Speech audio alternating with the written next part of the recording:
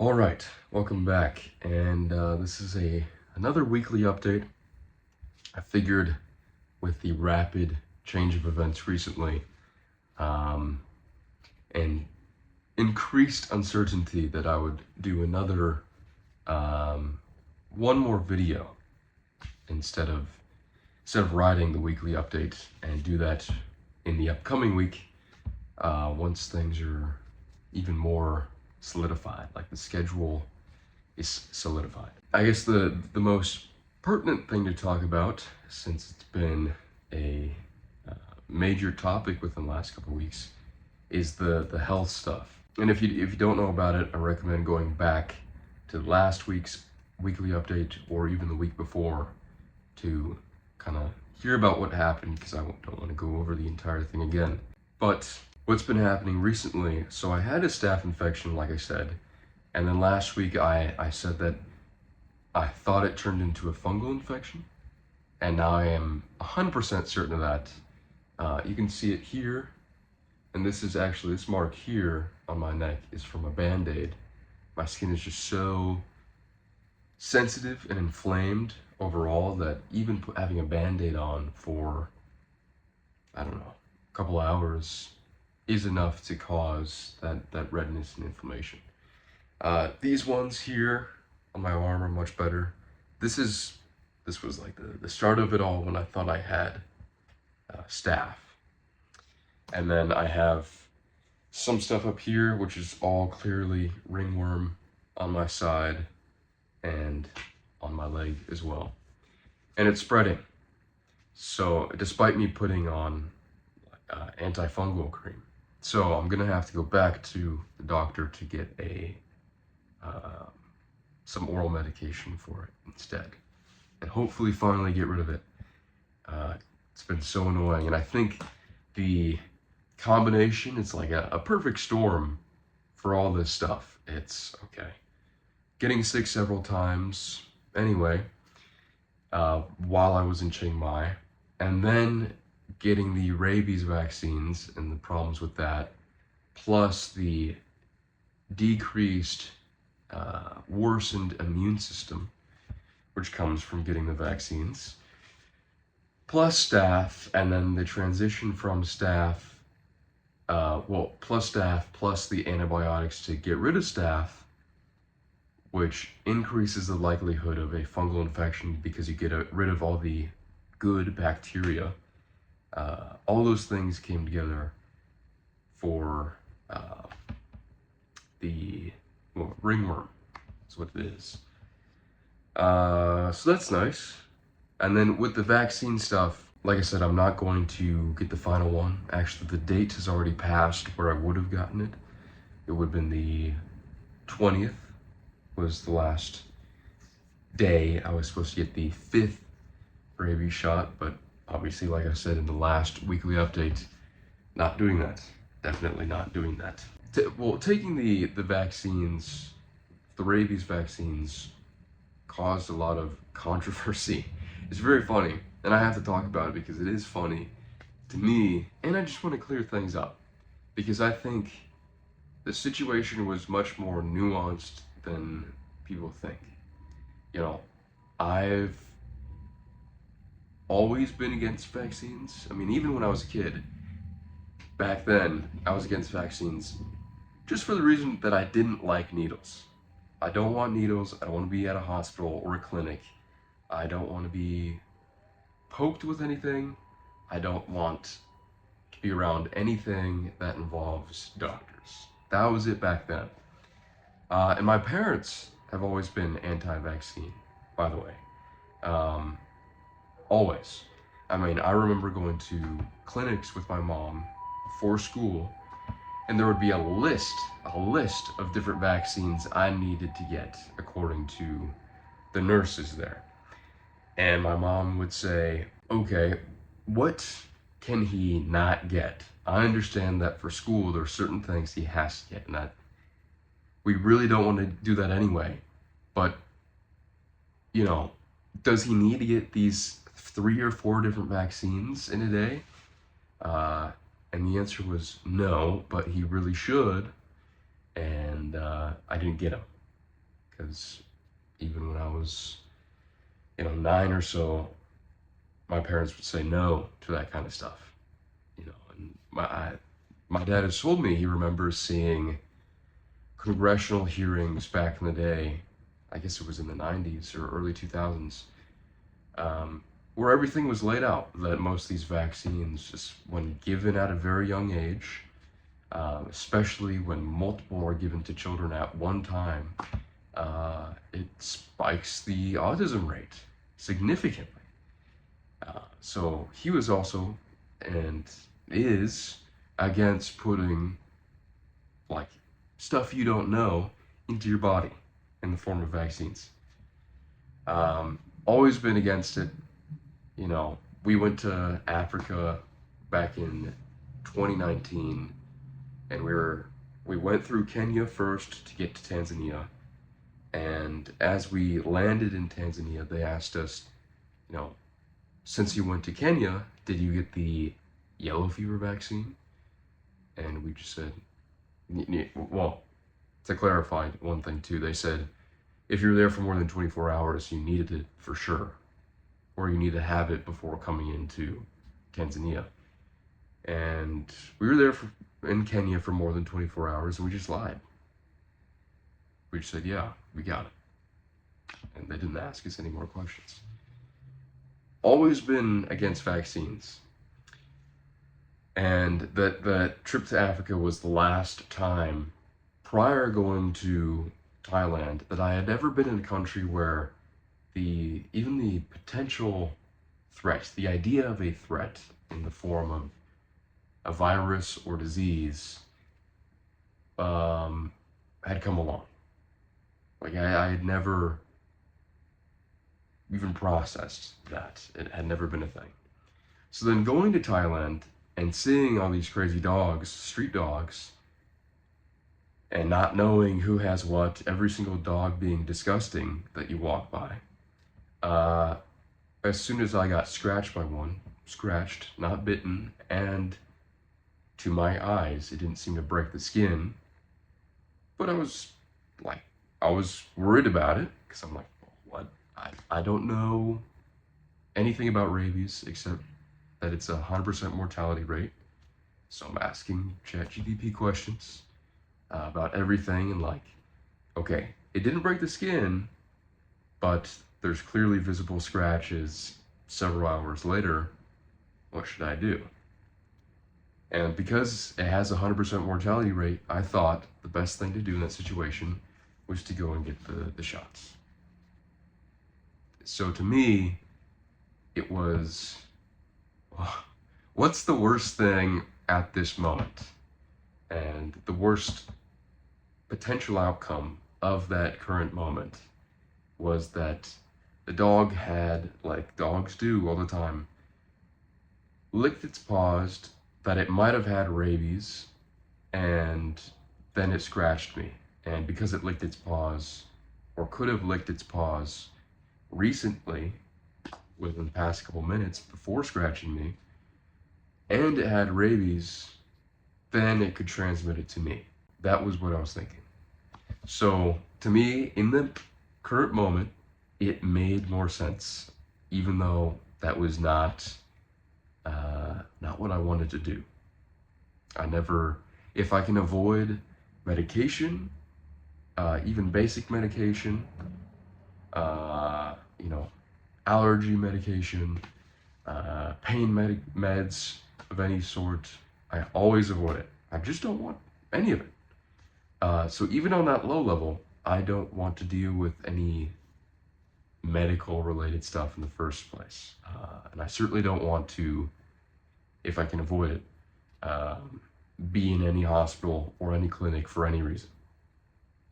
This was just a very special case. So that was why I did it. Although I should have stopped getting them after I noticed the negative side effects after the second shot. I agree. I just, even then, without finishing the full course, the worry was still there that, I might have rabies. So Anyway, that's my defense of it, and I don't know if that will hold any weight, but I think the situation was more nuanced than a lot of people think. A lot of people think I'm a complete idiot, and I was told many times to wake up.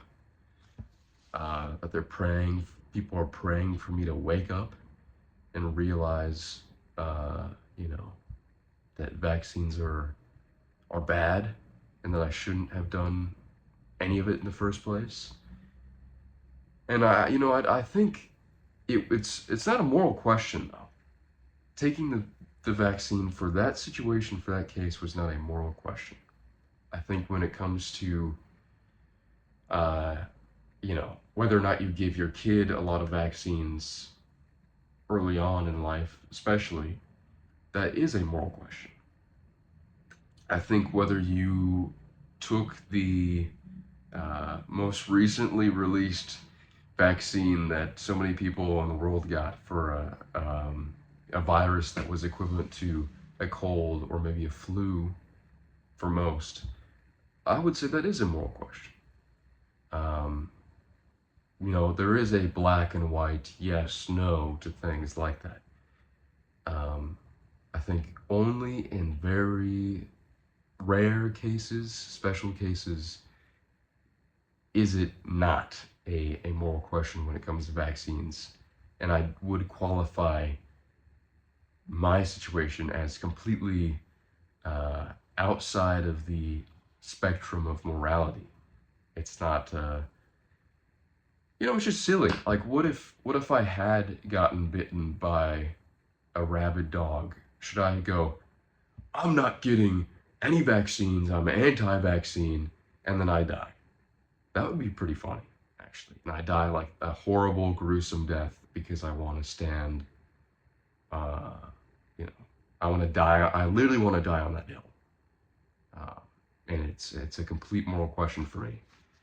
That just doesn't make any sense. So I think don't be religious about stuff like that. Anytime you are, this is going off topic and not part of the weekly update, but it's important to say, anytime you are coerced into being pro or anti something, you are being coerced into being pro or anti something. Now, you might be completely correct in saying, yes, I am, anti this. I am against people killing their own children. That is a moral thing. But as soon as you get to being religious about it, and you're not having, it's not like you're having any children of your own. At least most of these people aren't, and deciding, oh, I'm not going to kill my child. It's them looking around at everybody else and telling them what they're doing wrong instead of realizing the millions of sins they're committing in their own life. As soon as it gets to that point where you're not thinking about what decisions you're doing or you're making in your own life that are correct or incorrect, and you're saying you're pro or anti something that everybody else is doing or could do, then you are being coerced and you are being led astray to think a certain way or act a certain way. Even if you are against something and you're in the right by being against that thing, if you're in the pro or anti camp, you're being used for a greater objective that you're clearly not able to see. Even if you are correct on a certain issue, you are just, you are easily led as a lamb to the slaughter if you are so easily persuaded into a anti or pro camp. Anytime you're divided into one of two things, one of two camps, that should be a clear indication that you are being coerced, that somebody evil wants to use you in some way. Anyway, forgetting all that, moving on to the rest of the weekly update. Yesterday, I trained Muay Thai for the first time in a couple of weeks. It was very nice to get back to. Let's see. It was 1 hour long, so shorter session. It is a Thai-owned Muay Thai gym that I found here in Osaka, and it is, the reason I picked it is because it is Thai-owned. That was the thing that pushed me over the edge to go to this place specifically. It's a small gym, and when I went there weren't many people there, but it was nice to see a Thai trainer there who spoke Thai and obviously had trained before, like a guy who was legit and authentic. It was nice to see that. I will say the intensity level is turned down a few notches here, for sure. Definitely, compared to how it was in Chiang Mai, it was much less intense. I only did 20 push-ups throughout the hour and only 50 sit-ups. A few rounds of pad work, a few rounds of technical work, and 100 teeps on the back. That's 100 front kicks, basically. And some stretches. So, only having an hour to work with, that's a lot. But even then, I think the level of intensity in the moment wasn't like Chiang Mai, which I expected. I guess one good thing I noticed, since I've still been working out recently, almost every day, is that my level of endurance has increased a lot. And I am probably in the best shape I've ever been in my life, honestly. Just stronger for sure, able to endure a lot more, which is very nice to see, because when I was training yesterday, I could actually see it in action. I could see and feel that I was so much more fit than I was prior to training in Chiang Mai. That was nice. My time in Chiang Mai, the 3 weeks I was there, definitely did award me something. It awarded me progress within Muay Thai itself. And that became more clear after training yesterday. And, I told the trainer how long I had trained in Chiang Mai. And I have to say, he gave me high praise for what I had learned within the past couple weeks. So that was very nice. That was good. My plan going into the future, into the next couple weeks, since I'll be here until around March 19th, is to have 3 private sessions a week, and then maybe go in once more myself and just do some bag work, jump rope, bag work, stretches, push-ups, sit-ups, my own training at least one more time throughout the week. So 4 different training sessions on top of working out 6 days a week. In terms of activities, I have gotten back into playing chess, and so I played 6 hours of chess this past week. Was doing pretty good, and then didn't do very good today and lost a lot of progress. So that wasn't too nice. And then also practicing very, very, very basic Japanese, just so I know a little. Because it seems like, at least to me, it would be kind of a shame if I was in Japan for basically 2 months out of 2026 and to not learn any Japanese, except for arigatou gozaimasu and konnichiwa. That'd be kind of shameful. So 4 hours of Japanese practice this past week in total. On top of that, I've been reading a book called Fate is the Hunter by Ernest K. Ghosn, I think is how you say his name, or Gan. And it's a very good book. It's a story or collection of stories about this, or following this one pilot in the early days of commercial aviation. And it is so impressive. I mean, when you think about commercial aviation now, of course you see the terrible crashes that happen every once in a while. But just reading the book, the sheer number of crashes that there used to be, partially, actually more so due to the planes itself combined with weather conditions, instead of it being the pilot's fault, although occasionally, of course, it was. It's crazy. I mean, there were astronomically more crashes in the past. It was so much more dangerous in commercial aviation in the past, in the early days. And it's a collection of great stories. I highly recommend it.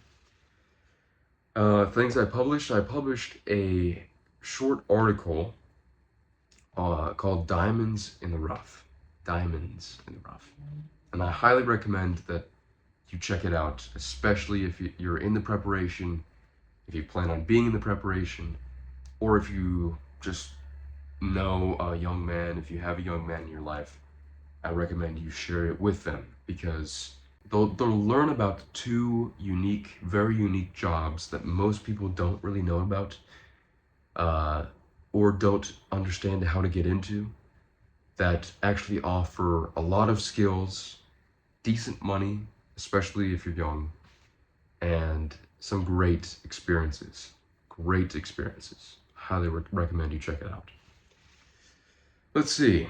On top of that, where I'm going to go from here, like I said, I'm going to train Muay Thai 4 times a week, at least work out 6 times a week, at least do at least 6 hours of chess and Japanese a week, write more, and plan the next cycle.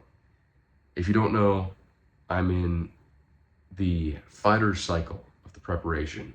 Each cycle is 3 months long. The fighter cycle is basically all about going to Thailand to train Muay Thai, learn Muay Thai over the course of anywhere between a month and 2.5 months. As long as you want, really. Although over a month is ideal. Doing that, and then doing all of the other required reading and academics that come along with that cycle that are within the preparation book. I will be finishing this cycle by the end of March, and then from there, the plan is to move on to the builder cycle. We have to solidify those plans a little bit, but I think I'll be doing a timber framing course in either Michigan or Vermont. And yeah, I'll have to figure out some other things around that, because all the courses are only a week long, which I don't think is enough to, to really justify doing just that as the anchor course for those cycles, or that cycle. So I'll have to find a few more things to do related to building, but I think that'll be the next cycle. Other things I have to do going into the future, I'm going to go to a rope rescue course, the same one I went to back in 2024, but I'll be going to Utah instead this year to do that. I am going to attend the RT-130, which is a course you need to complete along with the PAC test to recertify as a Type 2 firefighter, because I got recertified as an EMT this year, so just need to do that one more certification so I can work on wildfires again. And I think that's it. I think that's it for what's going on in the next couple of months. And then, maybe somewhere around June or July, depending upon how the season is, I'd like to get out on at least one fire, maybe 2, and spend, I think, a month on wildfires. I think that would justify the time it takes to prepare for all of it.